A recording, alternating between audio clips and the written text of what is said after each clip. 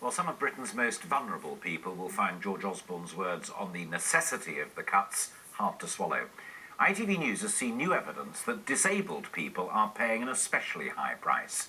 A report published tomorrow says that the fees councils charge for care in England have shot up. Hourly rates have increased by as much as 78%.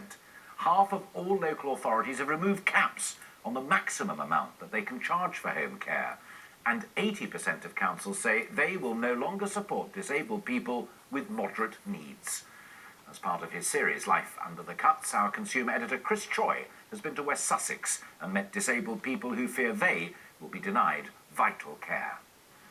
These are the biggest cuts in this Conservative-run council's history. As the disabled are being reassessed, at stake is the way they socialise and the way they live, as millions is cut from a budget many rely on. Fiona Slade has cerebral palsy. A local day centre has been a big part of her life. So you won't be coming here anymore? No. Fees have gone up. With no matching increase in her own funding, she can't afford to come anymore. Okay, we've got disabilities. Our legs might not work, but our brain still, our intellect still works. But when you haven't got that feeling of intellectual stimulation, then you're going to go downhill. Your thought processes are going to be like, I can't be bothered. Why do I bother getting out of bed? What can I do today? It's the same old boring, monotonous routine. The council says the fee increase is part of a planned process over the last 2 years, but they are aiming to save £2 million from the budget that funds disability care. It's the money, it's the funding, and it's the need, and it's people's self-esteem. Matthew Palmer uses a wheelchair. He loves getting out, but now he's frightened. The council is reviewing funding, reassessing thousands of disabled people and removing funds from those with moderate needs.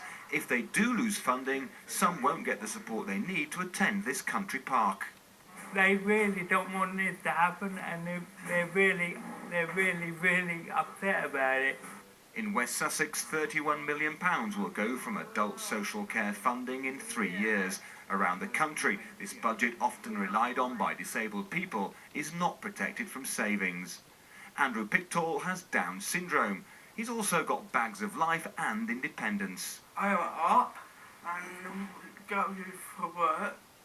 Because he's been able to learn how to look after himself so well, he's worried that as the council now struggles to cut spending, he'll be assessed as able to cope without the support that allows him to go gardening once a week.